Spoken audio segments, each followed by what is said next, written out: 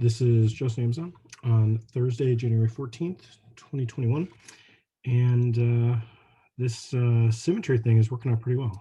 Talked about this yesterday, inverted head and shoulders right here, neckline right here. We actually came down and tagged the neckline a little bit.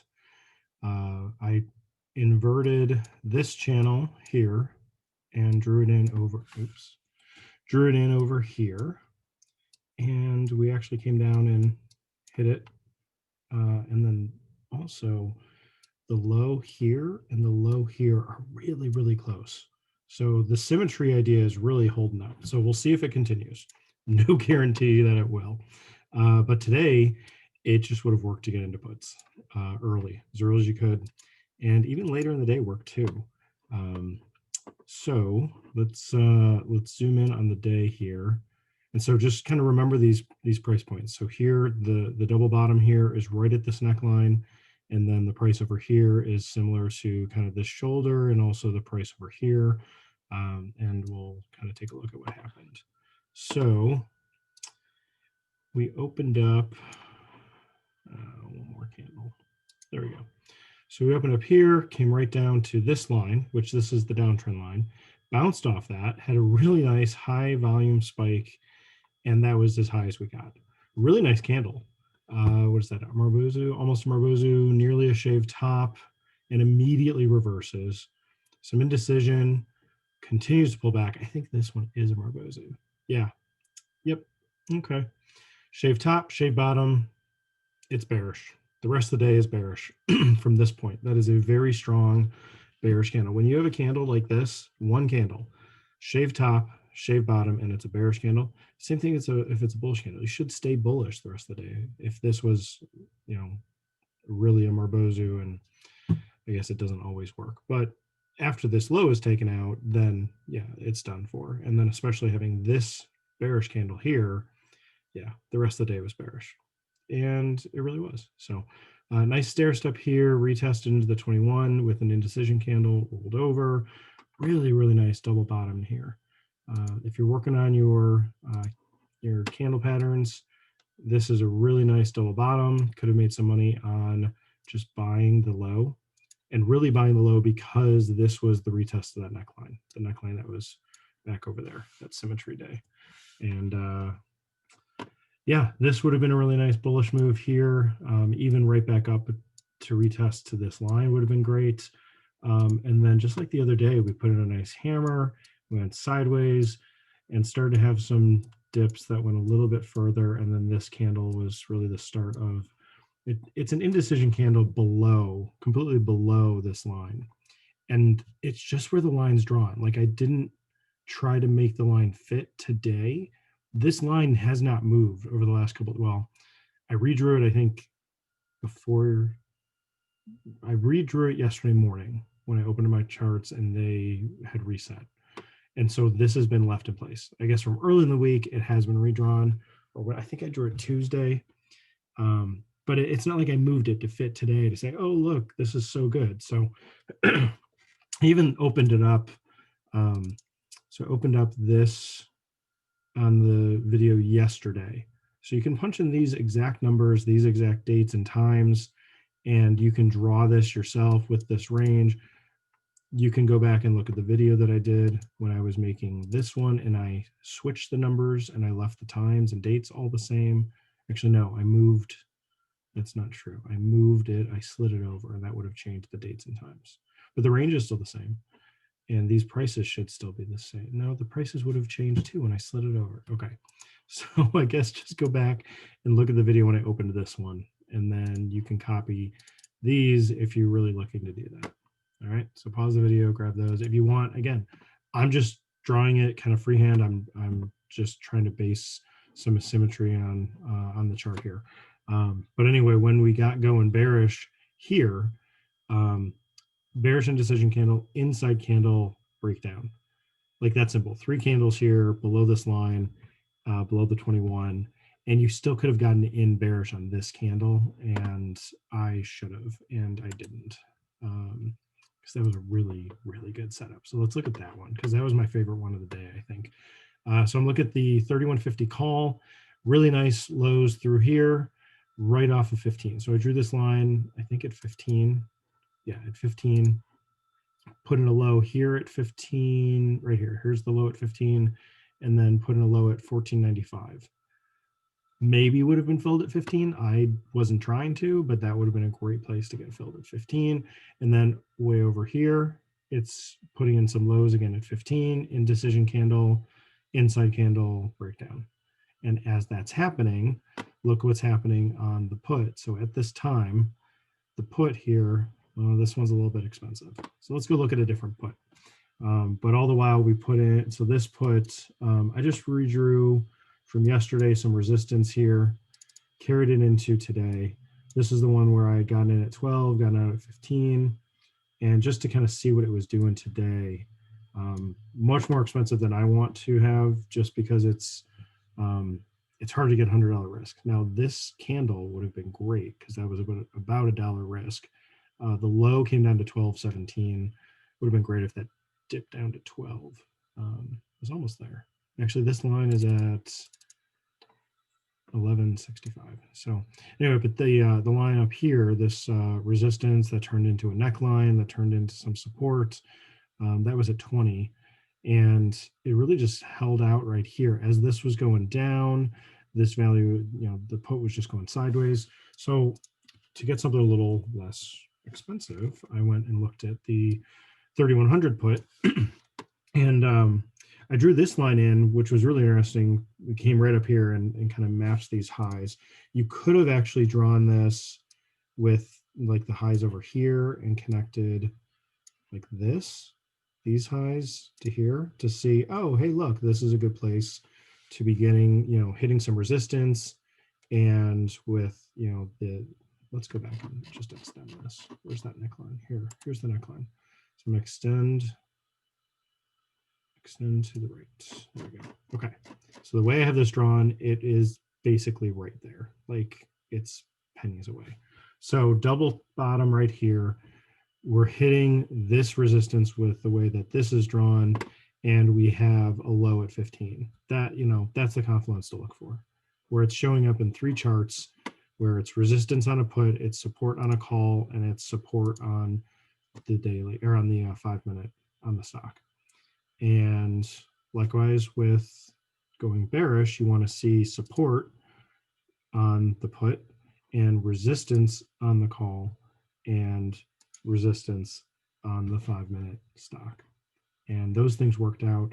This would have been great. If I just zoom in on this would have been a really nice stair step. So 3 candles, your entry is at 6, your stop is at 5, which is below this line, below some of these candles back over here.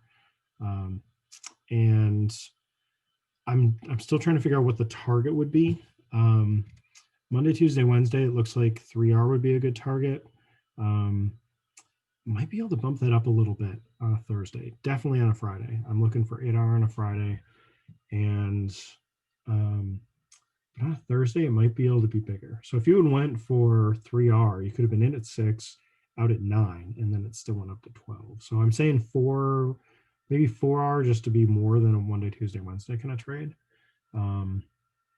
So yeah, I still got to figure that out and get that set up in the rules to figure out what works on which days. And I've got to do more, back testing to figure out, just studying the charts and see how do these move and which options are the ones moving. That's the hardest part about this. So the best way I found to do it so far is finding that option that has the $100 risk. And so if you've got some candles setting up like this right into, it's just looking at the confluence you have on the different charts and seeing, okay, is this the right option? Okay, maybe it is. The 3150, definitely not. This, the price over here, it was, these candles, it was over 200 bucks, so this candle, the range on this one is 235. You would have to have more than probably like a $300 R to catch this kind of a move. Getting in at 24, stop down at 21, and however many R's you can get with that size of a risk. Actually, so 24 up to 36, that's 4R, because that's right, $300 times 4, is 36 when you add it to 24. Yeah, so that would be 4R. I think you can do better with $100 R on the 3100 put. Just saying, like looking at the risk size, this moved more with $100 risk. And then if you really had $300 to risk, you just buy three of these contracts, and it moves 4R more easily than the 3150 with your $300 risk and getting one contract and maybe not getting outright at 36. Actually, I'm saying 36 and I'm pointing at this candle, which goes to a high of 38. So 36 should have been a good exit there. But anyway, that's kind of the difference with which option it is and which one out of the money. At this point, the 3150 was actually in the money. That's why another reason why it's more expensive.